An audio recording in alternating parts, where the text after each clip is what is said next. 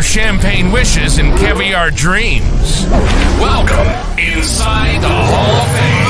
Now, can you dig that? Welcome inside the Hall of Fame. I'm Booker T, six-time world champ, two-time Hall of Fame. I got my man Brad Gilmore here with me. I'm on it, man. I'm on that stuff. That's why I'm all hyped up right now. But I'm coming to you from ESPN 95925. We got a lot for you guys today. I want to thank everybody for stepping inside the Hall of Fame. Getting your champagne wishes and caviar dreams, man. Oh, yes. Bradley, how you feel, man? How you doing? I'm feeling good, Book. It's been a minute since we got to step inside the Hall of Fame, since the last time you and I spoke. I mean, the Texas Rangers won the World Series. Kim Kardashian has a nipple bra, and Tony Khan made about 27 announcements. There's lots happened since the last time we talked. Oh, man, you heard the news. Ric Flair, too. Ric Flair made headlines, man. He's all elite. He's all elite. You know what I mean? And the thing is, I'm not surprised. I'm not surprised. How many times have I said it? How many times have I said it, Brad? Quite a few. You already know where I'm going, right? You're not surprised. No. If it's a check. Oh. If it's a check. Somebody's going to be there to pick it up. If it's a check out there, man, the boys, they're going to go pick it up. They're not going to leave that check on the table. And if it's a Tony Khan around signing them, we know they're going to be big. All right, they're going to be substantial. They're going to clear. They're going to clear as well. It's going to be a bag. You know, we heard about the bag. You know what I'm saying? Man. You know what? I'm wondering about the damn bag now.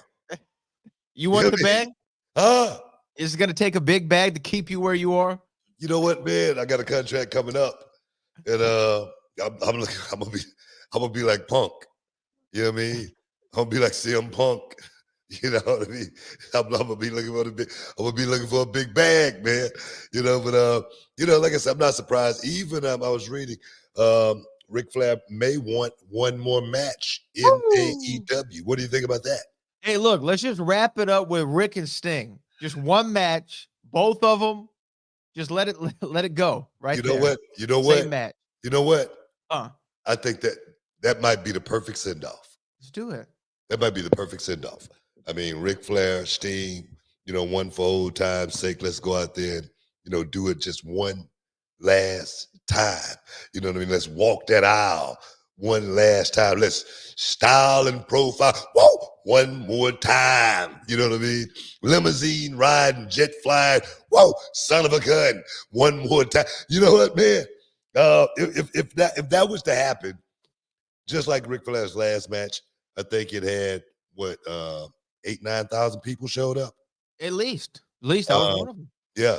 You were there, right? I was there. Yeah. 8,000-9,000 people showed up. If Ric Flair and Sting stepped in the ring one more time, they might could sell 20,000 people, man. 20,000 might want to come out and witness that spectacle just one more time. Hey, I would love to look. Do it. Would you pay to see it in one of these big arenas? Just one more time. Ric Flair make that walk down the aisle just one more time with a stinger one more time. Not just the crow sting. I think if you're going to do it, he got to go back to the old sting. You know what I mean? Flat buzz cut. You know what I mean? Woo! All of that. It'd have to be a pretty close buzz cut. I don't think it'd have the same height that it had before. You know what I mean? They got that stuff that can spike you, though, right? Spike it. You know what I mean? What I think is funny, we've been doing this show for 7 years, and you still haven't figured out what vibrate mode is. Man, I just forget to put it on sometime, man. I just forget to put it on. The thing is, man, look here. I'm a businessman. All right, I got calls coming in all the time. All times of the night. You know what I mean? Because people don't just be calling, from Houston, or Dallas, you know what I mean, or California. They be calling from Japan, you know what I mean, Asia, you know what I mean, Germany, all places like that. I got somebody calling me, man. They trying to get with me, though, but I'm going to have to get back with them. I'm going to have to get back with them. You're going to have to wait till after the show, yo. You're going to have to wait after the show. Lots been going on, BT. So much. I mean, you coming off 2 weeks of Halloween havoc. Like we said, we had Ric Flair who signed to AEW.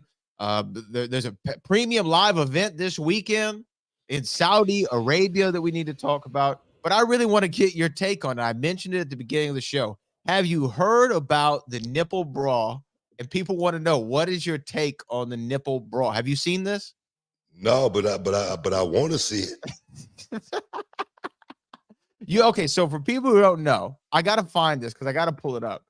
Kim Kardashian launched a new product for her Skims line, and it's called a nipple bra. And I'm trying to see if I can find the video footage so you could see the actual nipple bra in place. But it's meant to be. Let's see here. Is this it right here? Yeah, here is the this is from Access Hollywood. This is the nipple bra. I just want to show you part of it here so you can react to it in real time because people want to know what you think of it. Using a brand new bra with a built-in nipple. So no matter how hot it is, you'll always look cold. Kim Kardashian woke up and said, "Free the nipple." On Friday, the 43-year-old launched Skims' ultimate there it is. push-up. So it's a bra there with a nipple built into it. Yeah. So you always look like it's chilly in the atmosphere.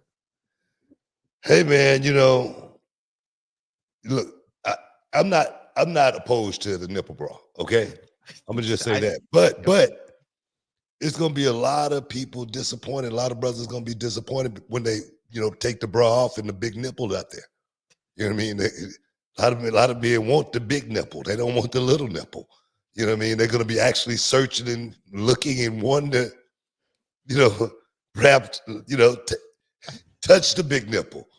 You know what I mean? But so if the big nipple is not there, it's gonna be a problem. She could be creating problems all over the world. Seriously. Well, Halloween havoc.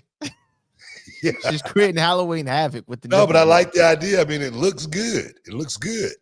You know what I mean? It's pleasing to the eye. It is very, very pleasing to the eye, but it could be starting something. It's like this BBL, man. This BBL, people going crazy with the BBL. And I thought the BBL was something that was kind of like in the past. I thought we were kind of getting past it, but it seemed like, man, it's getting bigger and bigger and bigger.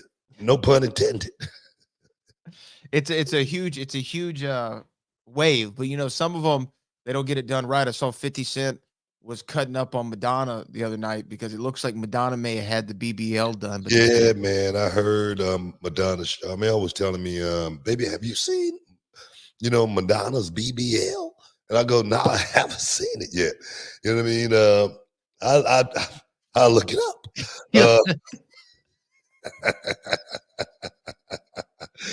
But I heard hers when my thing is this: Madonna's 65 years old. What she need a big ass for? Can you tell me that? Can you please tell me what does Madonna need? You got to stop the show now. Going to the hood? She looking for some brothers or what? You know what I mean? She's dipped that way before, right? She was with Pac, wasn't she? Yeah, I think she was with Pac and maybe Ray J or somebody, maybe. I hope not Ray J. Nick Cannon, maybe, was it? Oh, man, she was with somebody. I'll find out. She was also with Warren Beatty. She's really gone the spectrum there. No, but can you tell me what she need with the BBL? I can't imagine. I'm just trying to figure this out. Is she at home looking in the mirror saying, check this out? It's like me at 70 finding a pair of my old trunks and sliding them on and going to Charmel and saying, baby, how do I look? You know what I mean? How do you think you look? You're 70 years old. You know what I mean? Get out of here. I just don't get it, man. That's vague. Well, that's vague. I went to Google and I Googled who has Madonna dated, and there's a pool of them, and it actually says click here to expand. So how many brothers? We got a few. Okay, we have a few. Tupac is listed. Mm-hmm. We have, let's see, there was Michael Jackson. See, the thing is, when she was Dennis Rodman. Dennis Rodman might have, Dennis might have, yeah, okay. That might be where the BBL come in at. For Dennis? Yeah. No, she got it for her. Dennis got it for him. She got to be on the prowl. You know what I mean? To actually go and do something like that, though. You know? Trying to get something. She's trying to make something happen. Donna's not married, is she? No, she's not. I think she's that's what it is. She's trying to find some youngster out there that's ready to do a little something. Yeah, that's what it is. I ain't mad at her though. I'm not mad at Madonna for still trying to keep herself looking right. That's what this life's all about. You know what I mean? You got a woman, you want to stay looking right, stay looking tight. You know what I mean? Baby, get in the gym. You know what I mean? You don't need to be sitting around eating that. You know what I mean? I mean, you want your lady to actually get in there, but the work is so for me, I ain't got to worry about that, man. Charmel, she in the gym every morning at 5 a.m. Seriously, bro. Own it. You know what I mean? Working hard, grinding all my life. You know what I mean? Sacrifice, hustle, pay the price. Want a slice, gotta roll the dice. All my life, grinding all my life. Oh, yes. We got to take a break, man. Stick around, you're in the Hall of Fame. We'll be back in a minute. Can you dig it, sucker? Hey, Book, our next sponsor of the Hall of Fame podcast is AG1, the daily foundational nutritional supplement that supports whole body health. I drink it literally every day, and I know you're drinking it too. Yeah, man. I received the box in the mail, and I said, what is this? And it said AG1. And let me give you a little testimony. I'm a coffee drinker. I've been a coffee drinker every morning for about 25 years. And I drink a big cup of coffee on the way to the airport, and I get on my flight and I still go to sleep. So I realized coffee is not helping me at all. So I say, let me try the AG1. I stopped drinking coffee literally 2 weeks ago. And I drink the AG1 in the morning, first thing. And the first thing I want to do is get in the gym and train. The body transformation has been unbelievable. The energy I have going into my daily routine has been off the chain. So I'm a believer. I'm a believer in AG1. And Book, for me, I was sick of taking multivitamins every day, and I wanted something that was an all-in-one. And with AG1, it's just a scoop in my water every morning. I mix it up, and it's a foundational nutritional supplement that delivers comprehensive nutrients to the whole body. And for me, the benefits of AG1, I can tell you I have more energy, I have better digestion, better gut health, I have more support for mental clarity and focus. I'm locked in for the whole day since I've been drinking AG1. And they say LeBron James spent $1.5 million a year on his body. You don't have to do that, guys. If a comprehensive solution is what you need from your supplement routine, then try AG1 and get a free 1-year supply of vitamin D and 5 AG1 travel packs with your first purchase. Guys, go to drinkag1.com/Booker. That's drinkag1.com/Booker. Check it out. Boom! Welcome back inside the Hall of Fame, guys. All you super chatters out there, man. All you super chatters, want to thank you guys for stepping inside the Hall of Fame. Big contest going down for the big drawing. Going to be held. When do we say we're going to do that drawing, Brad? So I think next Thursday's show is going to be your deadline, and we'll make the announcement the Monday after. Yeah, for you to win a trip to reality of wrestling going down in December. It's what, December 2nd? December 2nd is going down. You win a free trip to reality of wrestling. All expenses paid. Pretty much. Flight, hotel, pickup, drop off. There's no per diem though. You're not. You know what? I might even throw a $50 per diem in there. Whoa, man! Look at you, Book. Yeah. I might throw $50 in there. For the brother can eat something good.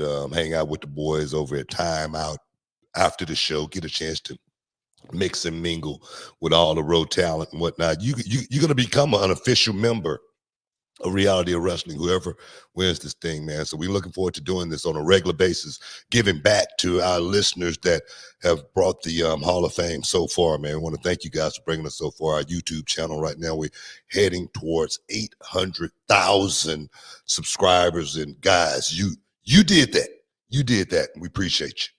Man, 800,000, just an insane number. I mean, out of all the wrestling channels on there, I mean, we're in the top 10. Man, look, I'm trying to catch up with David Pacman.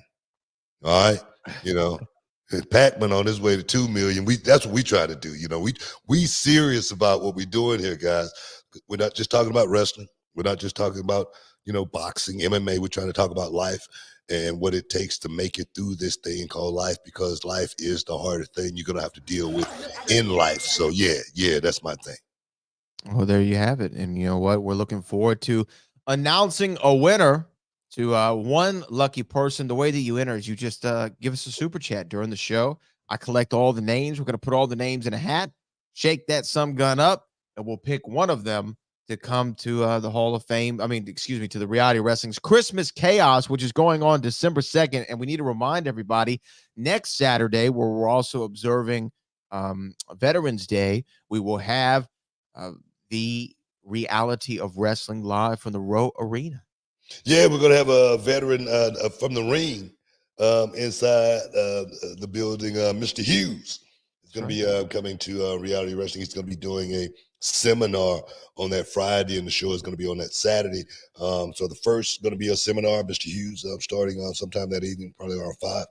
And then the show is going to be on Saturday. So guys, come on out. Don't get shut out. It's going to be good, man. It's going to be good. Mr. Hughes, a guy that I watched when I was coming up, he actually got in the business slightly before I did. He was one of the brothers that I used to actually watch and say, man, this dude is good. People really don't give Mr. Hughes the credit I think he really deserves. Maybe, I don't know, because he didn't make it to world championship level. I don't know, but this guy was really, truly one of the best workers of that time. Perhaps one of the most underrated wrestlers of that time. So for me to be able to, throw Mr. Hughes a bone and let him come down to Reality of Wrestling and be a part of our crew, it's been something that's pretty special for me. I've been working on doing this for like about, I don't know, almost a year now. Just COVID came and everything broke down, but now we're going to finally get it done.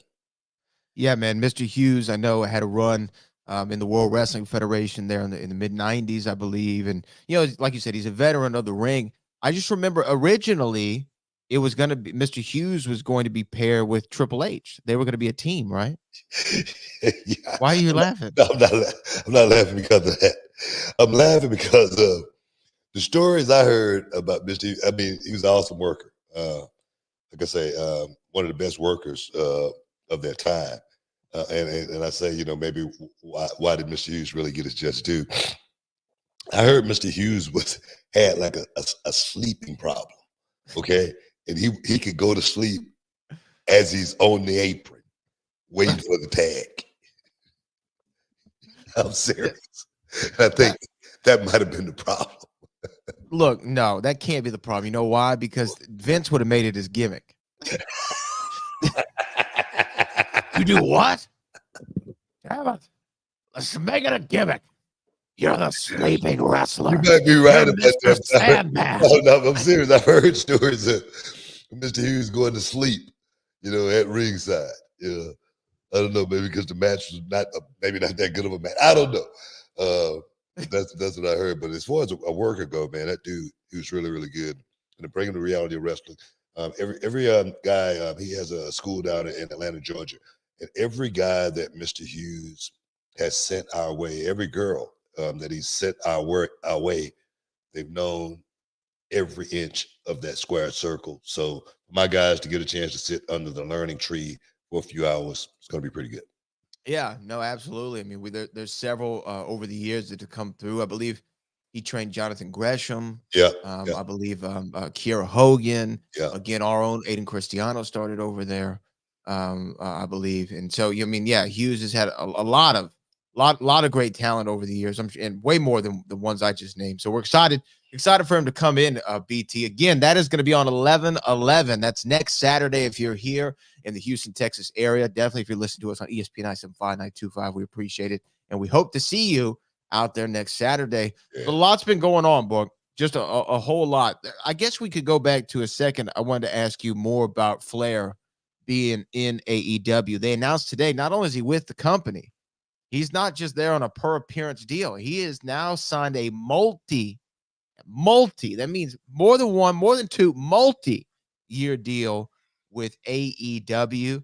And I mean, Rick, to have a contract like that, a multi-year contract here at the, I don't want to say twilight of his career, but obviously I don't think he was going around looking for another run or anything. But I saw him do an interview. He said that he has a new energy drink coming out.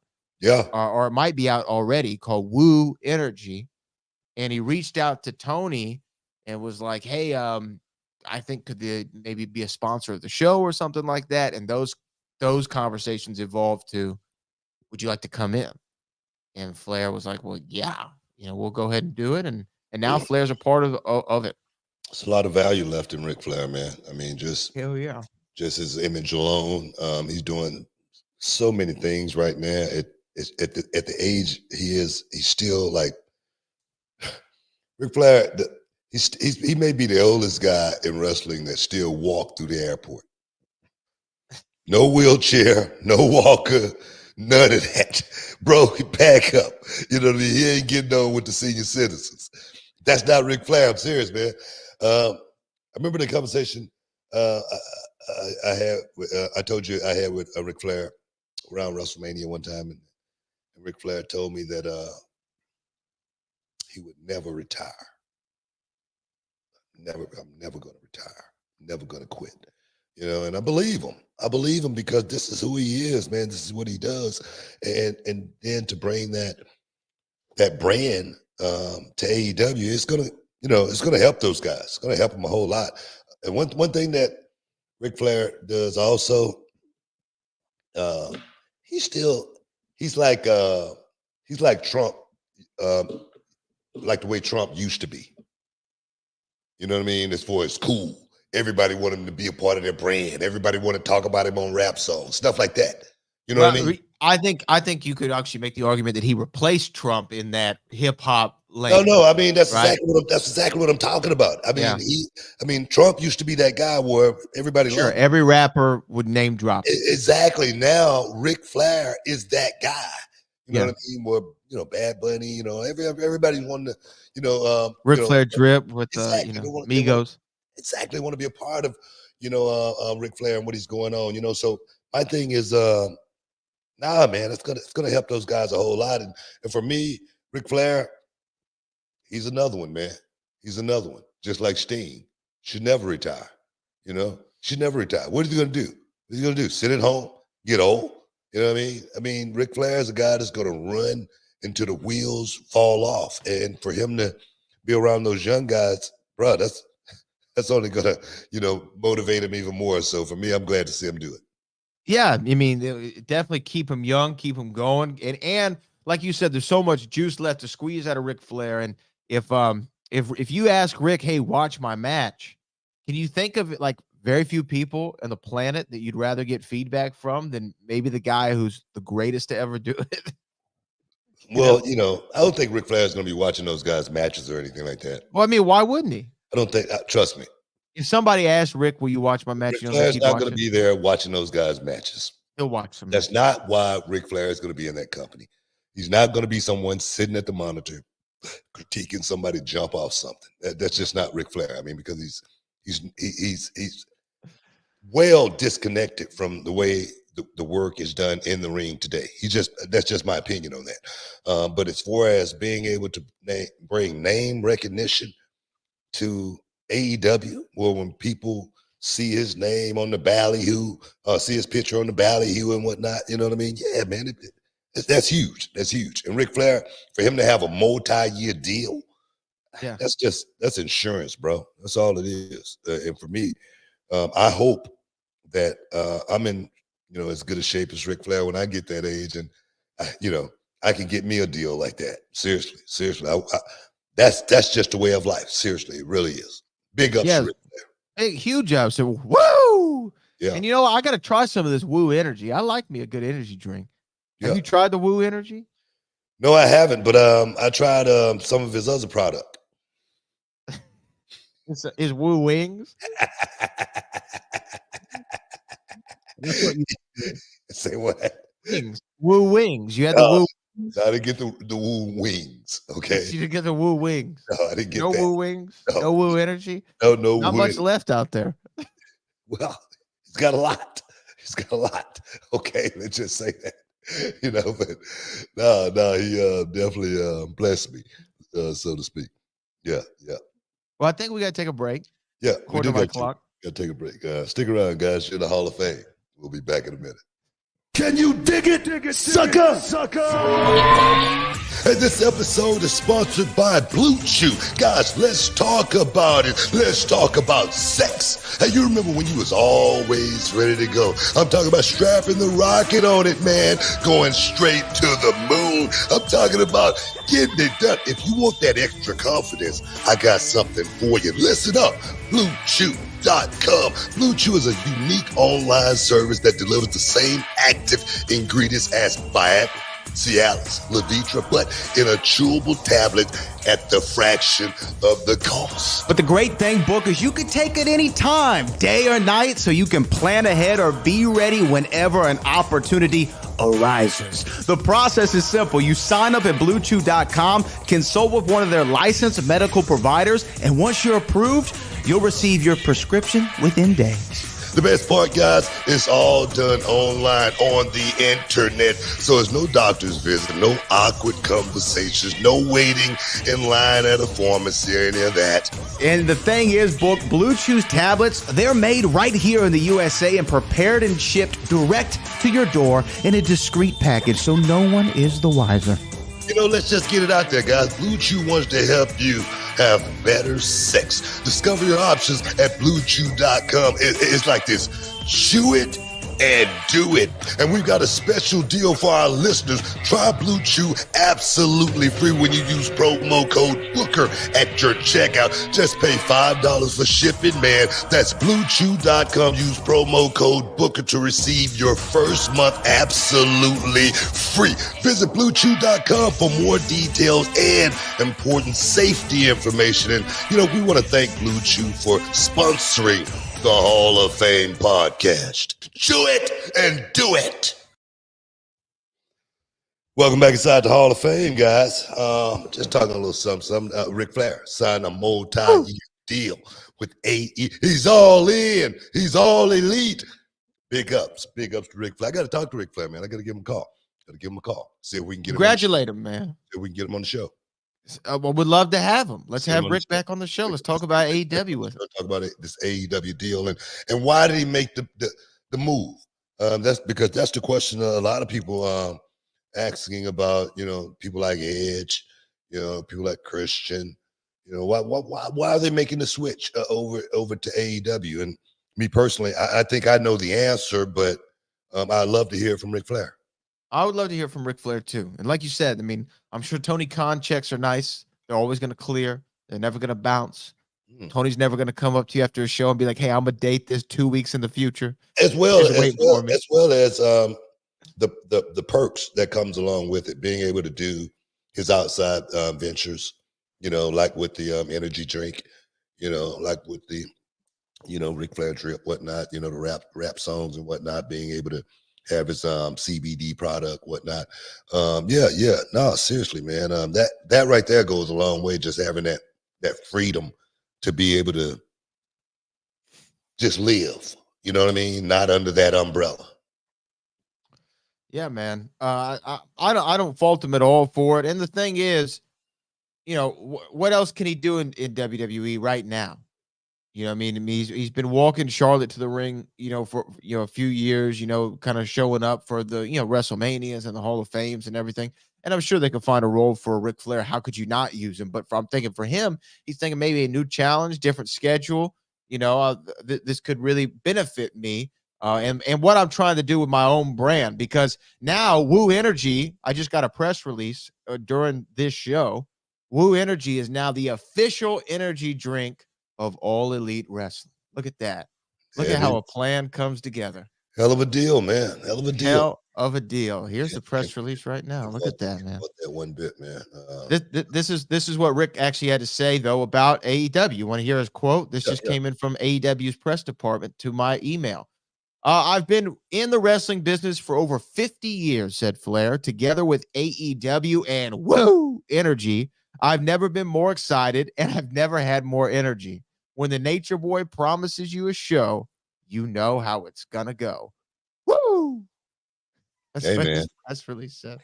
Oh, it's crazy, dog. Like I said, just to be able to keep moving in life, putting one foot in front of the other one, not getting bogged down, with the weight of life as well. Everybody got a birth date, everybody got a death date, but I always say it's what you do in between. For me, I always say, man, I'm running, man, and God gonna have to catch up with me. I ain't gonna slow down. When he catch me, I'll be good with it, but I'm gonna keep running as long as I possibly can. And I think just sitting around the house doing nothing. I mean, as tired as I am, sometimes when I wake up at 5 o'clock in the morning, I got to get out and I got to catch a flight. I don't think I'd rather be doing anything else. I do not. I really don't. I don't think I could sit at home and just sit on the sofa and play blocks on my phone all day. You know what I mean? I don't think I could do, even though I love to play blocks. It's a great game.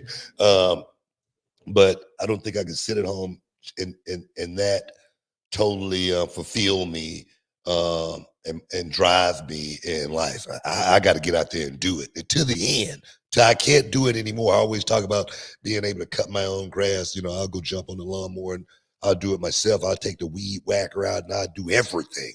When I say everything, I'm talking about everything, just to know that I can still do it. It's important. It's important to a man. It's important to a man. Let's just say that. I feel that, man. So I mean, we'll see what the future of Ric Flair is. I'm trying to get some woo energy, and see him do it like only he can do, dress like only he can dress, styling and profiling. We tip our cap to the Nature Boy, Big Ric ups. Flair. Big ups to Ric Flair. Huge ups to him, man. You don't mess with my little privates, man. Got to give a shout out, a little salute to the Nature Boy there. I mean, there's a lot of places we can go, Book. We've been getting some super chats in. I also have some numbers that are interesting of the big merch movers from AEW and WWE. Let's see what we got. Do you want to know who sold the most merch for both companies in October? I can tell you exactly. This comes from WrestleNomics. In WWE, in order, number 5, top merch seller, Jey Uso. Shout out to the Uso man. Oh, one of our students. Number 4, highest merch seller. Give me a hell yeah. Stone Cold Steve Austin. Oh, Steve Austin. I thought you were talking about LA Knight. No, Steve Austin, man. Wow. Yeah, Steve Austin, still number 1. Number 4, excuse me. Number 3, Cody Rhodes. Top 3 there. Number 2, John Cena. And the number 1 merch seller this month in October in WWE. Yeah. LA Knight. Wow. Hey, man. Yeah. Good for him, man. Good for him. He's a guy that's been grinding, a guy that nobody gave anything, to him. He's worked the hard way, gone through the trenches. We saw it up close and personal. And to see him where he is right now is all on his own merit. And I've heard guys, say, LA Knight, man, he's got a bad attitude. I don't know, man. I don't know about this guy. He's got a bad attitude. And my thing is this. I never really cared about getting heat with the boys. Long as the boss liked everything that was going on. If the boss liked it, I was cool. So I feel like LA Knight, I've been around him. He can't be that bad of a guy. I could smell a rat a mile away. But I feel like just keep doing what you're doing, man. You've gotten there, you've done it your way. Go ahead and break the bank, dog. Win the title. Roman is going down here in just a couple of days in Saudi. That right there for him to make it to that main event slot at that show, it just tells me, man, he's doing the right things. Don't sway from the mission. That's what I would tell LA Knight. He's about to make some money this weekend. Oh man. Yeah. Don't veer from the mission. You are definitely on the right track. It's not about your wrestling. I've said that many, many times, even though he goes out and he does a good job in the middle of the ring.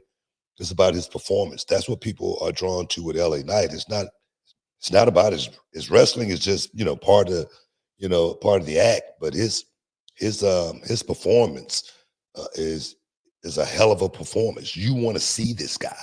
And that's the difference between LA Knight and a lot of guys on the roster. Yeah, and the thing is, ask me my favorite, spot that LA Knight does in his matches. I don't know. You can't even think of one. But I like when he hits that, and his music's dope. His look is great. I say it all the time, to my students. I say, it's not MMA. When you're doing MMA, you don't have to look good. You know what I mean?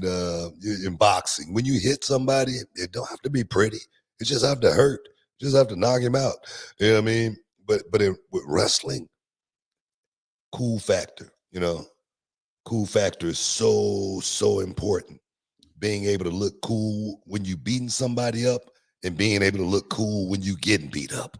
It's a beautiful, beautiful thing when you go out there and do it right. And LA Knight, he's one of those guys that falls under that umbrella of mine where I say, there is no wrong way of doing it long as you do it right. That's LA Knight. Oh, yes. Oh, yeah. Well, yeah. And Topps merch seller. We're going to talk more about Crown Jewel, I'm sure, here later in the show. But I want to ask you about this. Here are the top 5 from AEW, if you're interested. Number 5 is the rated R superstar, Adam Copeland, already selling some merch there. Number 4 is Bullet Club Gold. Bullet Club Gold is number 4. Number 3 is AEW. Just people with AEW logos, the brand itself. Number 2, the Juice Man, Orange Cassidy, is the number 2 merch seller in that company. And number 1 is MJF and Adam Cole. They're tag team both merch. of them. Oh, tag team. Tag merch. Okay. You said it can't be both. No, man. I'm not surprised, but it's not something that's on my radar or anything like that. But what was on my radar, I was reading earlier, and it was about MJF. I don't know if you saw that article, but it was about MJF and MJF perhaps not being with AEW not too much longer. They were talking about the Wembley show.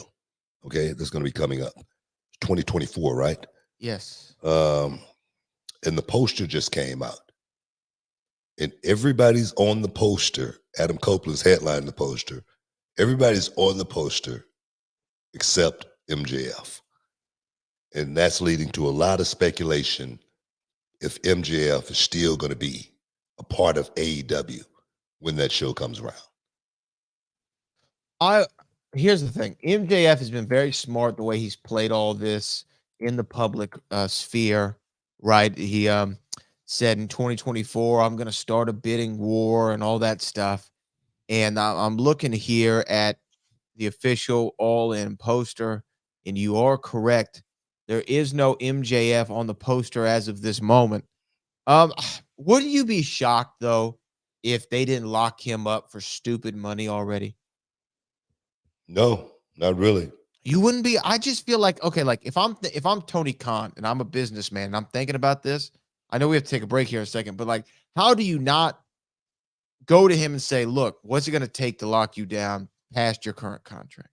There's got to be some sort of restructuring we can do, because I want you long term. I want you to be the guy here in AEW long term. They gotta have locked him up already. Maybe he doesn't want to get locked up.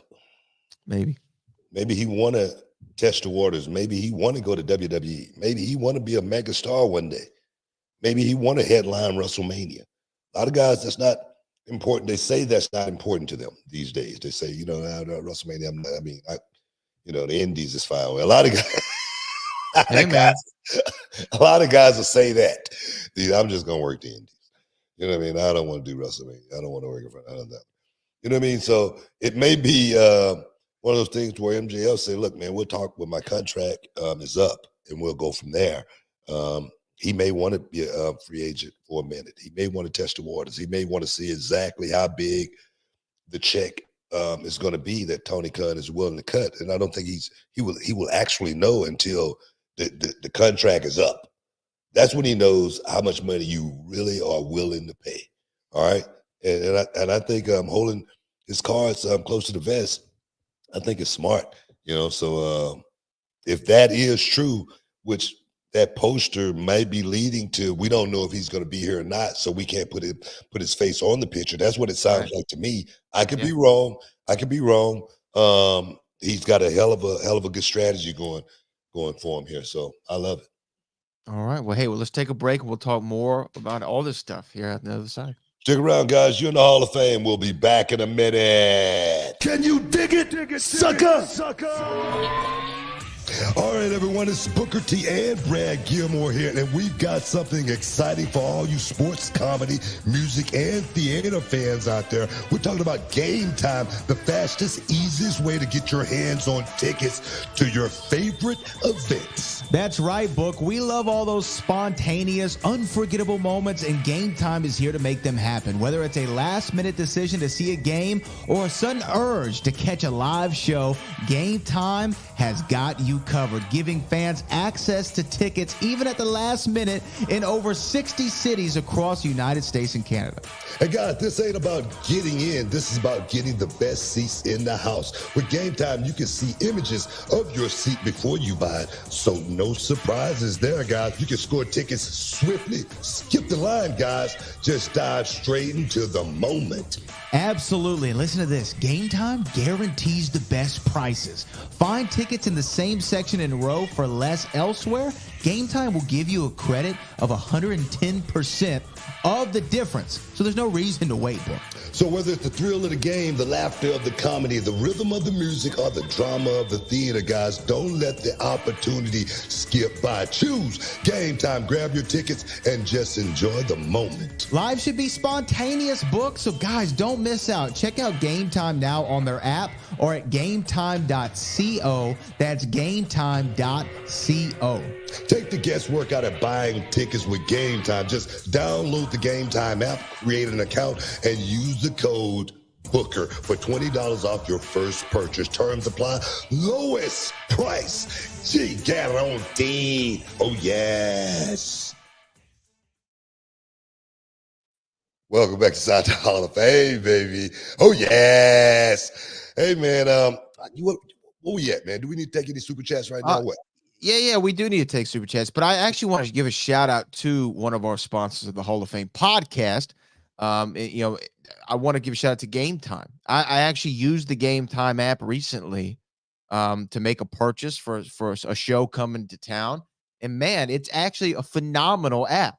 Like you can actually see, as we say in the ad, right where you're buying the tickets. So you know what the view is. You kind of know where you're sitting there. Yeah. And then they'll tell you like, hey, this is right now. This is the best deal for the price. You can get it at this price. If you wait to this time, it's going to go up to this. I mean, it's a really cool app, the way that they have it laid out. And I don't see myself using anything else. I've used other ones before. I won't like say their names, but a lot of times it's all these fees. Like it says the ticket's $40, right? And by the time you get the checkout, it's like, why am I paying $90 for a $40 ticket? Right. You know what I mean? So I appreciate the transparency of the app. They did a really good job, and I'm glad that they're a sponsor of the show. Really am. Awesome. Because the man, Chris Tucker's coming to town. Awesome, man. I love to see Chris Tucker. Always one of the funny guys, man. Always make you laugh. Yeah. Yeah, one of the greats. So, I'm looking forward to it. So, Book, we do have a bunch of super chats. So, you want to dive into a few of them right now? Sure. All right. This first one comes from take Alex Cosentino first. This is what he said. Book, Maven said you used to kick his ass at golf. Stevie, that's true. Okay. Stevie Richards said you never knew his name, but he put you over big. And Renee said, I'm assuming Renee Dupree, said you used to yell, "Is Doreen in the building?" when people were chanting boring. Yeah. Okay, all that's true? Okay, yeah, can we talk to this? I used to beat up Maven all the time on the golf course, man. Every time I used to see him, I used to tell him, work on your game. Work on your game. That's the only thing I used to say to Maven. Stevie Richards, that's not true that I didn't know his name. But I do remember we was having a match, and Stevie Richards was in the match, and I do remember explaining some stuff in the match, and I was like, okay, you're gonna do this in the match, and then every time I would go to Stevie, I would go, and this guy, he's gonna do such and such, and then I go back, and then I go back to Stevie again. I go, and this guy, he's gonna do such and such and such and such. And then he stopped me right in the middle of it. He goes, wait a minute, guys. Book, you don't even know my name, do you? And I go, Stevie Richards, right? He goes, yeah. I go, well, I know your name. That was a running joke. I did know Stevie Richards' name, and Doreen thing was definitely one of the things I used to say on a regular basis. What is that? What is that from? Is Doreen in the building? Because they're saying boring. Doreen, Danny Doring was a name of a wrestler back in the day. You know what I mean? So instead of just saying, boring, I used to say, Doring. That's Doreen in the building. Well, first of all, I have more on this. So, you and Maven worked, yeah? Y'all would work each other, huh? I'm sure y'all had. We may have worked once, maybe. I don't know. We don't have too much history together. What'd you think of Maven as a talent? Because for me, I was invested in him because I watched Tough Enough on MTV. So when he was Tough Enough, I was like, oh man, I saw this guy's journey, and I thought he had a good look. You know what? I don't really think I ever really worked Maven. If I did, it had to be a job match or something like that. But as far as the talent go, I mean, he'll tell you himself. He was green. He was trying to learn the business, trying to fit in at the same time. He'll tell you he made some mistakes along the way. At the same time, as far as when he should have been in the ring, working on his craft. He was somewhere probably in the locker room, messing off or whatever. He'll tell you that. As far as a guy that I thought had the what it took to perhaps make it, I really thought Maven, he had the look, he had the body. I think the one thing that beautiful drop kick. The one thing that worked against him was he looked too much like The Rock. A little, yeah. I think that look he had just didn't work because we already had a guy that looked like that. I think that was his biggest problem. So, as far as you and Maven's working relationship, I do see 2 times that y'all worked with each other. One, y'all were against each other on the December 21st Raw from 2001. And then you actually tagged with Maven. You probably have zero memory of this. No memory of that. All from 2003. It was you and Maven versus Mark Henry and Matt Hardy. When you talk about the most random match I could ever think of, you and Maven as a tag? I don't know what that was. Put the brothers together. You know what I mean? Let's see if we can recreate all of them. I'm playing it. Looking at you. No, man, I don't remember. Like again, I always talk about wrestling. If it didn't mean something to me, if it was just a match like that, random, I was just doing my job. It's just like, Denzel Washington probably has done so many roles throughout his career. I'm sure he doesn't remember all of them until somebody comes and say, hey, man, you remember such and such and such and such like you're doing right now. So that's just one of those occasions. I got to show a part of this, though, just for a second of you and Maven, because you're kicking the hell out of this man. Oh, I beat the hell out of him. What did this man do to you? This is you and Maven from the 2001 Raw at the end of the year. Look at these knee thrusts. Just beating that. Look at him. Boom. Just bam. I was over, man. That's the thing, man. When you over, you go out there and get your stuff in. You don't mess around. You're like, I hope you brought your working boots. Okay, little comeback coming. Yeah, little comeback. Come on. I'm telling him right there. Come on. He's about to get it right now. Bam. Bang. Oh, no, I missed it. That's the drop kick you was talking about. He has a pretty drop kick. That's about it. That's about it. All right, kid, you got your spot in. All right, I gave you a little shine. That's all you're getting. That's all you're going to get. You hit one drop kick. You swatted the second one. Did you see that? Yeah. You swatted the second drop kick. Watch this. He hits you with the drop kick. You sell for him. You try to go for the little side kick, reversal, and then he's going to hit you with that drop kick. Bam. Beautiful. Great sell by you, by the way. Now watch this. You just swat him out of me. Like, ain't nobody got time for that. I'll take one. I'm not taking You got two. one in. You can't be trying to get another one. I've never seen somebody swat a drop kick out of the air. That's the first. The thing is, like I said, I don't remember that match, but I knew exactly what happened. You know, me beating the hell out of Maven. You know, so that's just protocol back then. Maven's had a bit of a renaissance. He's got a really successful channel. He's got a really successful YouTube channel, and I'm glad for him, man. Maven always was a good dude. You're not going to hear anybody have anything bad to say about Maven. He may say more about himself from a negative perspective than you're going to hear anybody else say about Maven. He really was a good dude. And there again, man, we had a few golf outings, you know, where we got a chance to go out and play. And at that time, I had the golf bug to where, you know, I had to was taking my clubs on the road with me and everything, you know. So, but great times. Let's see, we got another one here. I think before we go to break, this is Heidi Mez 247. I think a first-time super chatter who's now entered into our Christmas chaos competition. Booker, Virginia loves you. I'm assuming they mean the state. Tell me you have at least one good story about the lover state of Virginia, Book. Yeah, man. You can really truly call it that. You know what I mean? I remember having some great times in Virginia. I don't want to talk about them right now. Today is my lovely wife's birthday. Happy birthday, Queen, by the way. And, my lovely Queen. And we're going to be taking a little excursion here later on. But yeah, man, Virginia was always you know, great town. Virginia Beach, you know, was always a good town to go to. So, and hang out and party and whatnot. But I have nothing but good time stories from that part of the country.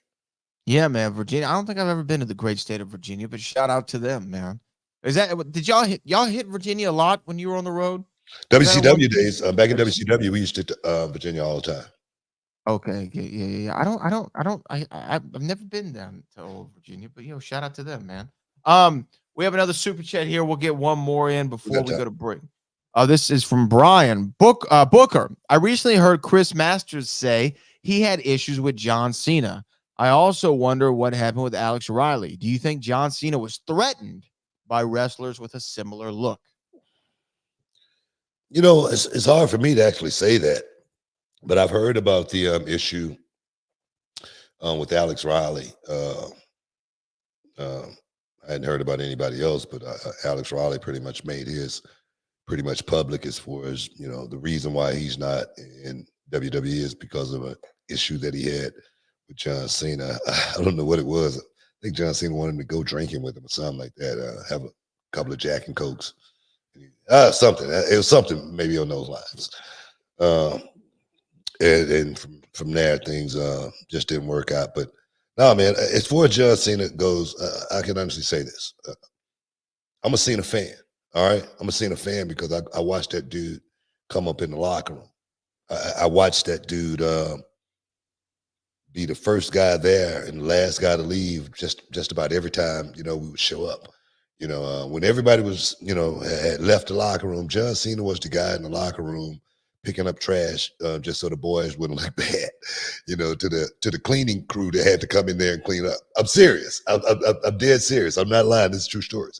John Cena was the guy that went the extra mile every time. And I always say, you know, you got to be able to trust you. You got to be able to trust you. John Cena was that guy that a company could trust. Yeah, and you can say whatever you want to say about John Cena, but that dude, you know, when it comes to truly being, you know, Mr. No Days Off, he's that dude. He really is. So anybody that's throwing shade or negativity towards John Cena, I'm not riding in that car. I'm just not, just because, you know, I know this dude and I watched him sit under my learning tree. And if he would have had any kind of attitude, I would have been the first one to know it. You know what I mean? Best of 5 series. I worked with John Cena many times. Many times. And that dude didn't do nothing but keep his ears open and try to learn how to be the best in this business. That's why he's where he is today, and I give him a hell of a lot of credit for it.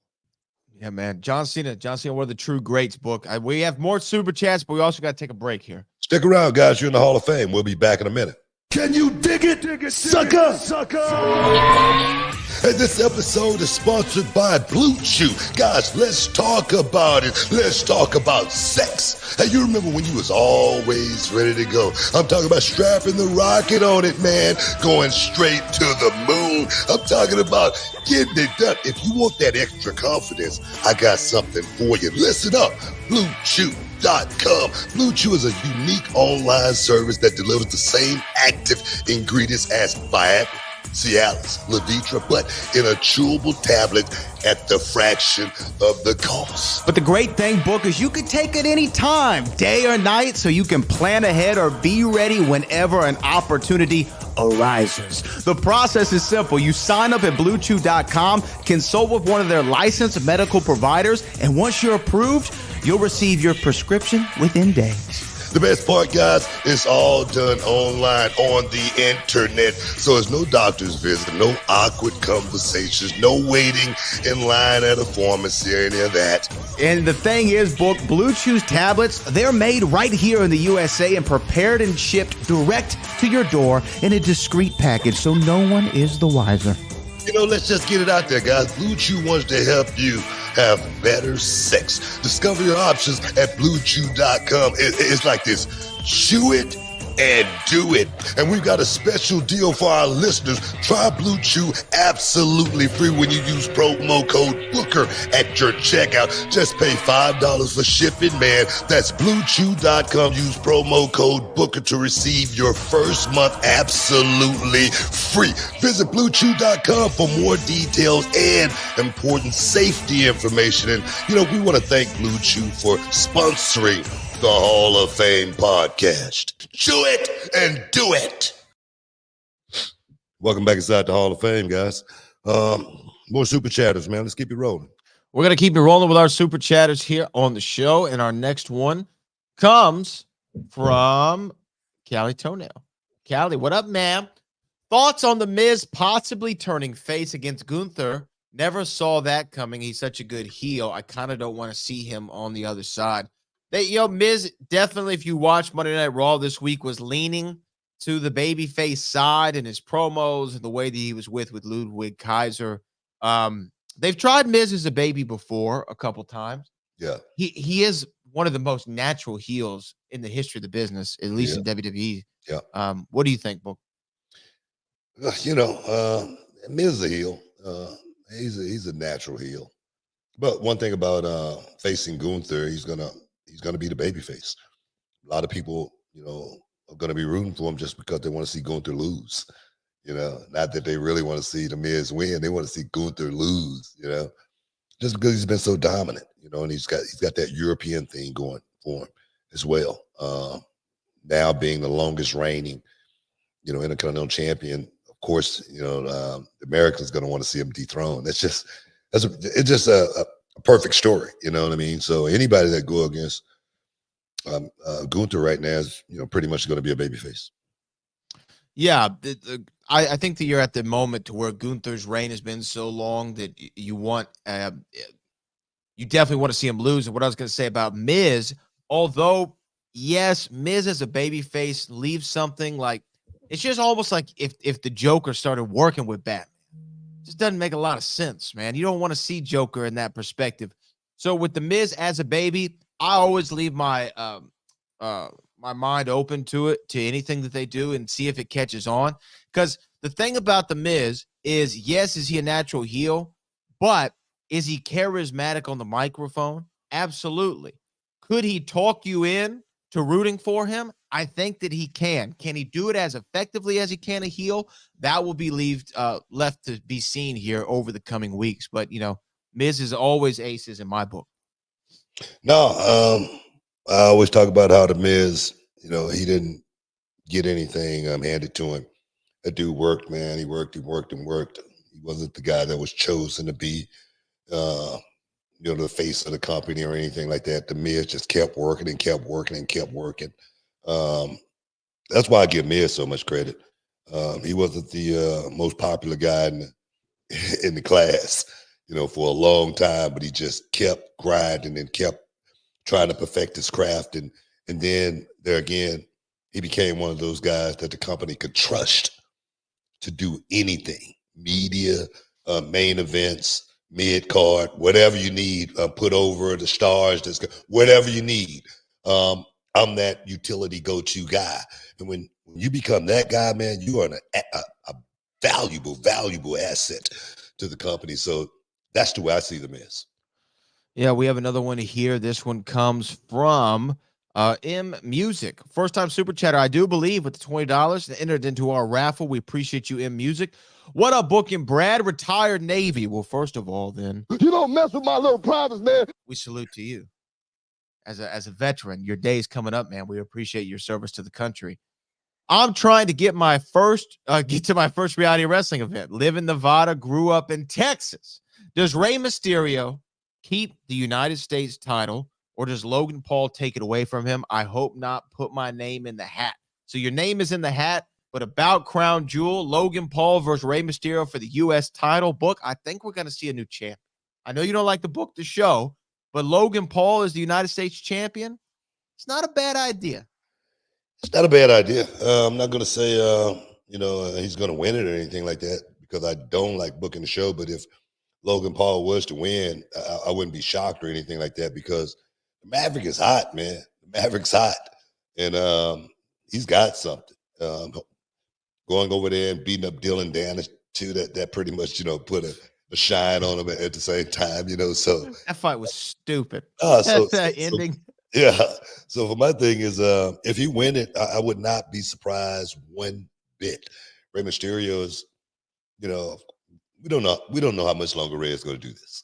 Of course, when you guys, watch Rey come out and do his stuff, he still look like the same Rey Mysterio that we've been watching for years, man.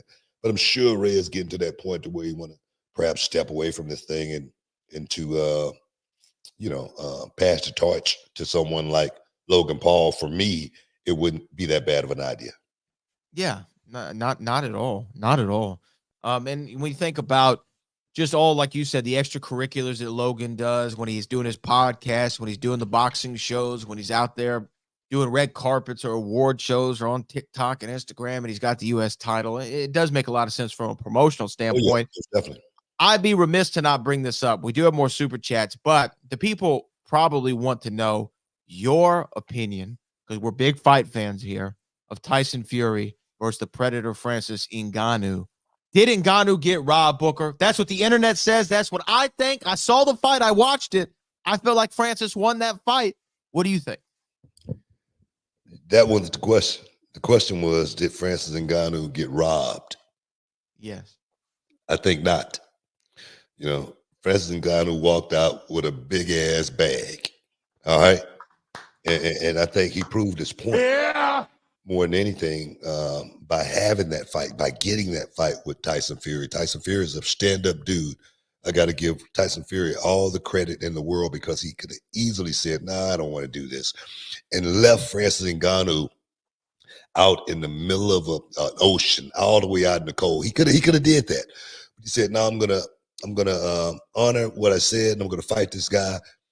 And he went out there and he fought him. He manned up.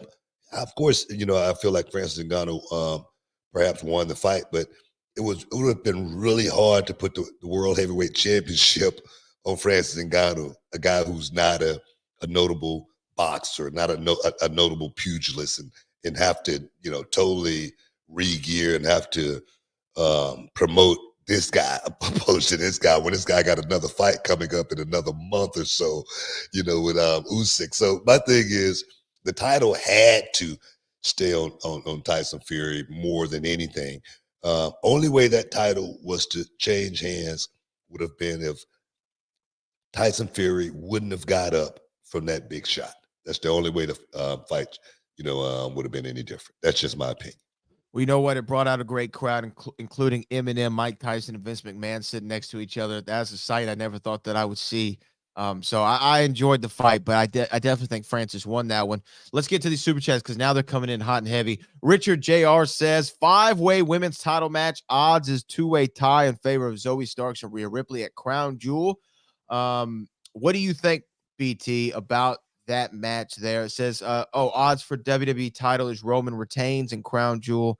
And then last match odds is Bianca beats Io at Crown Jewel. So I don't know. I mean, I think Roman retains, but I know you don't like booking the show. I think the one person to look out for in that whole thing, is, in that match, I mean, Zoe Stark, that 5-way women's title match. I think Zoe Stark, you got to keep your eye on her. She's the dark horse in that whole thing. She's the one that hadn't gotten a whole lot of shine out of all of the ladies that's in that 5-way. And if it was someone that could get the rub from that matchup over there, it would be Zoe Stark. I'm excited to see Crown Jewel. I always like the shows also because they're in the middle of the day. I don't have to wait around all night to watch them. I can watch them while I'm working out and doing stuff. So I'm looking forward to Crown Jewel. Callie Toenail says, BT, are your shoes okay? You were trying your best to plant them things on the ground when they dragged you out of the arena. It says, yo, Boat, your commentary has been getting spicy with a thumbs up. They did you wrong, Book. I'm being honest with you. Yeah. They did you dirty. I got my lawyer working on that. I got I got Walker, the Texas lawyer, working on the case as we speak right now. And he told me he has some good news for me as far as our suit that we're going to be levying Reality of Wrestling with here in the next few weeks. Well, we're looking forward to the litigation and how it all plays out, because for those of you listening and may not have seen on the Reality Wrestling YouTube channel, the most recent episode, it airs here on CW39 in Houston. But if you're watching on YouTube, Booker was unceremoniously banned from ringside and dragged out of the front door by security. Yeah. But it's all good. By order of his lovely wife, whose birthday it is today. I got something for her too. You know what I mean? Got a nice little surprise for her. Not a birthday present either. All right. Yeah. Okay. We'll see. You don't mess with my little privates, man. We'll see what happens. You don't mess with BT, man. You never mess with him. This is from Hang 'em High. Just threw $1 out there to be entered in the raffle. That's euro. That's not a dollar. It's less than $1. It's like 75 cents. Okay. Is that a euro? Okay. Well, hey, he threw his name in the hat. I will say an international flight for €1. I'm not liking your chances. I just be honest. I'll just be honest, but we appreciate you. Hang on, we do. €1. Go ahead. We appreciate you. Do we have time for another one before we do? I know we have one more. Yeah, we got time for one more. This is Alex Cosentino. Conrad Thompson said, shout out to Conrad, podcast Heat, said that you and Billy Gunn are the two dudes that are deceptively big in person. Who's going to be looking real jack baby longer, you or the Ash Man? It's been a private battle between him and I for years. Is that true? Yeah, who's going to stay in shape the longest? Every time we see each other, we always bowing up on each other. And I tell you, Billy Gunn, he is deceptively big. He's massive. He's a big guy, man. And I don't look at myself like that.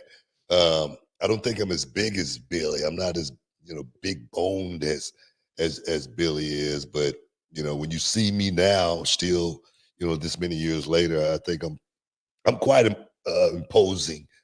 Still, at this stage of the game, because I'm still working out. I'm still in the gym training. Billy Gunn, you can tell he's still in the gym, still training. Al Snow, he's another guy, deceptive as far as how big he is, and still at this stage of the game, he's still training in the gym. So it's still a few of us out there, working hard, man. Still trying to represent. Billy Gunn, a massive individual. Yeah, like he really is. Because I think he's also he's got to be 6'4", 6'5". I think he's like 6'4", yeah. And at least 260, legit, probably. 250, 260, legit. Yeah. I just look big. I'm not heavy, yeah.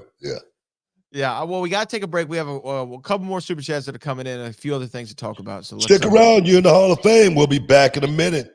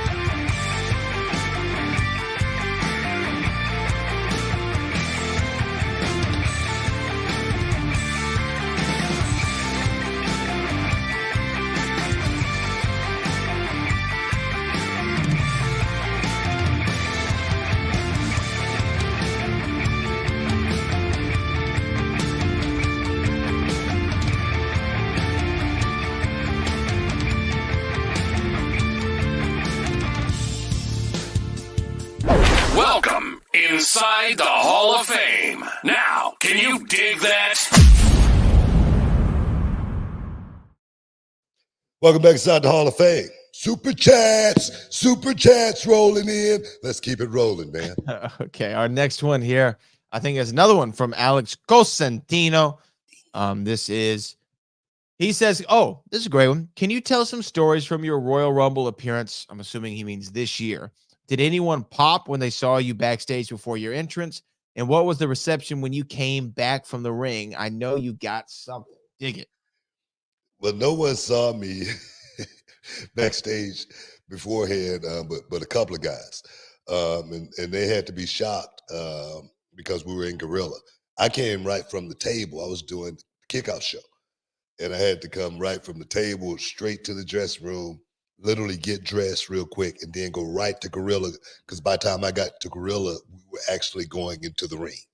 And I can honestly say, man, I was not prepared. I was not, I wasn't mentally ready for that walk. I didn't get a chance to stretch. I didn't get a chance to jump rope. I didn't get a chance to do push-ups. I didn't get a chance to do anything but go straight to the ring, baby all, and go straight to the ring. And I must say, I was scared. I was nervous. All the same feelings that I've always got when I walk to the ring. I was always nervous. I was always scared. Palms always sweaty. And the same thing happened on that night. But, rest assured, I say my little prayer before I go out. Everything works out okay. It was a good night. It was really, really cool watching, the guys, the young guys, like Sheamus, because Sheamus was popping the whole time I was in the ring. He had actually took a squat in the corner just to watch me do the spinneroonie, and he had his hand over his face because he was trying to keep from laughing and trying to keep from smiling. And that moment right there, I think I remember that more than anything. And, and then getting tossed out, man. It was a great night. It was a great night for me. When you walk through the, the countdown happens, boom, your music hits. Can you dig it, sucker? And you walk out. I mean, San Antonio gave you a nice pop, man. That had to feel great. It did. It felt great, man.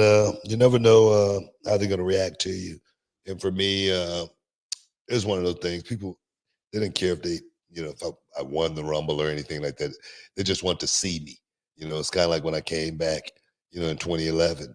I was wondering if they were going to, be there for me. And man, it was over the moon. And I was like, wow, man, they still love me.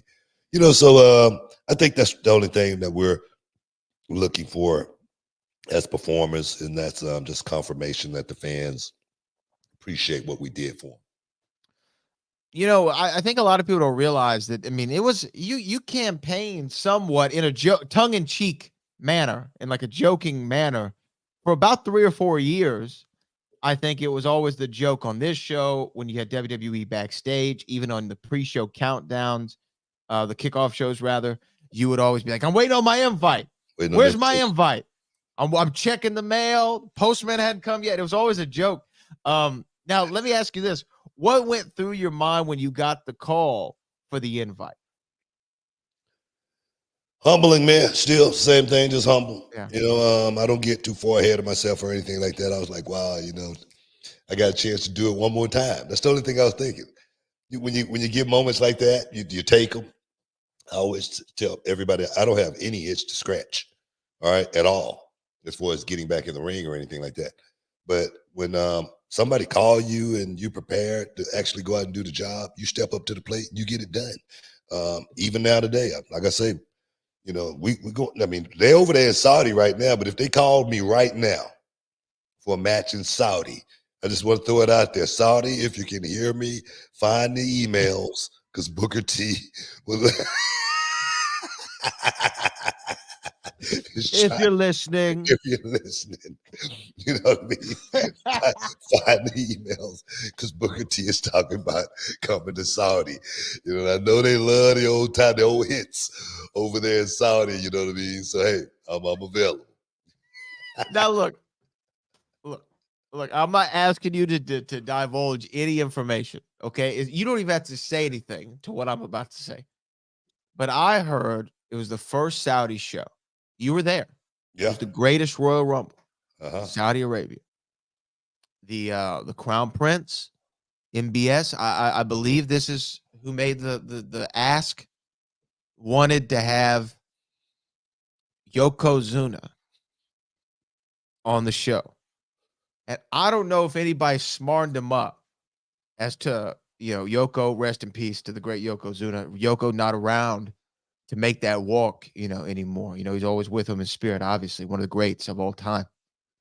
So they found some random sumo wrestler who was in the Greatest Royal Rumble, I guess, to fill the void that was left by Yokozuna. And I don't know if they ever smartened up the Crown Prince that was not. He still don't know to this day that wasn't Yoko. I don't even know what that guy's name was, but like, oh my God, I remember that, man. That's where the first, what's crazy was that was the first one we did, and I thought it would be like a huge commentary table, with all kind of jewels and everything. We just had a regular table and some chairs. It was crazy. I was like, what's going on? Where's all the money? You know what I mean? We were staying at a palace, you know what I mean? But it was nuts, man. It was nuts. Yeah, and the man's name was Hiroki Sumi. Yeah.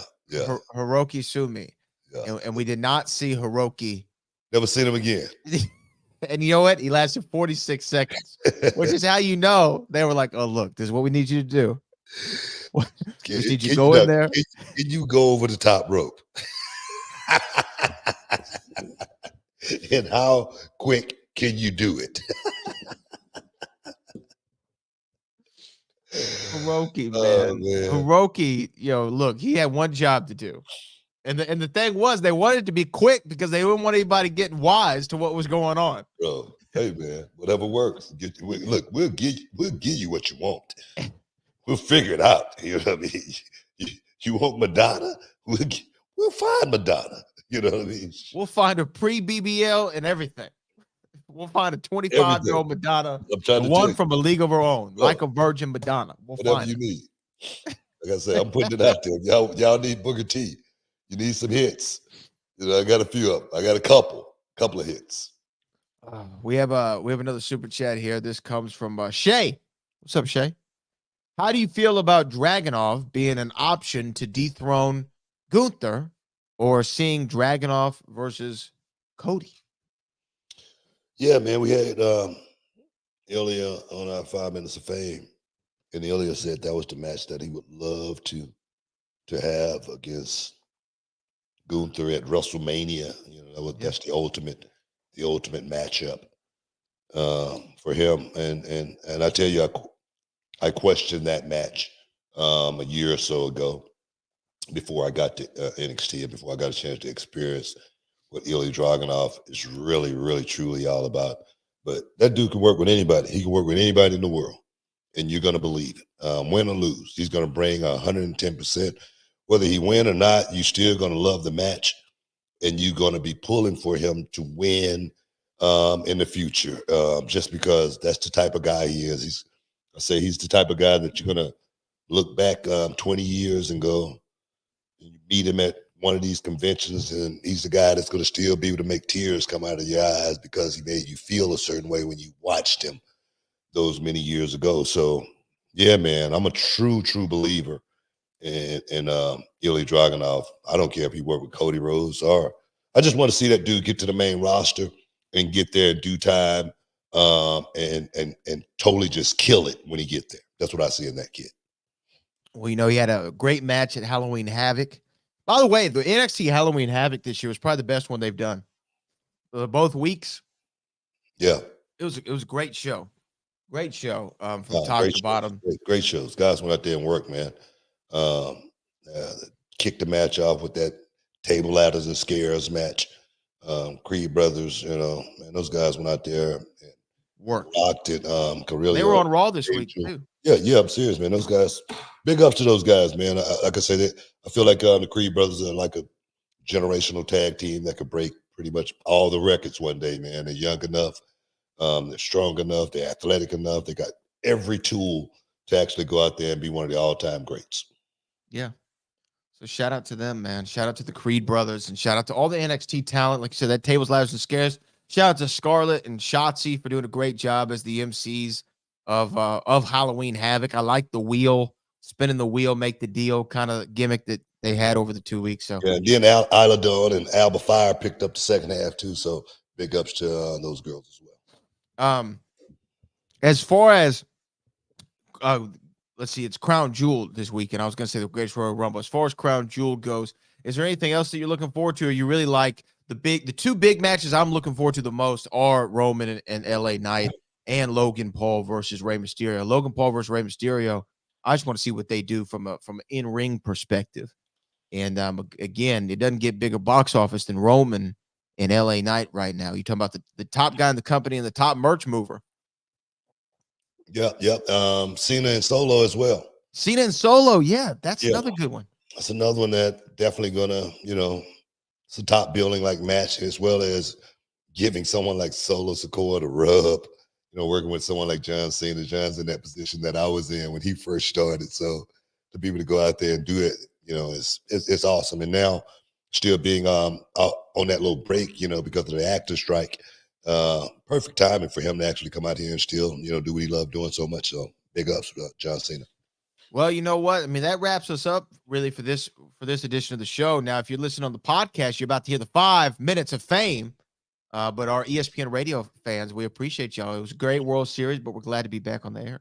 Yes, indeed. Yes, indeed. We got to get up out of here, man. Big ups to the Texas Rangers going out there and man, those boys.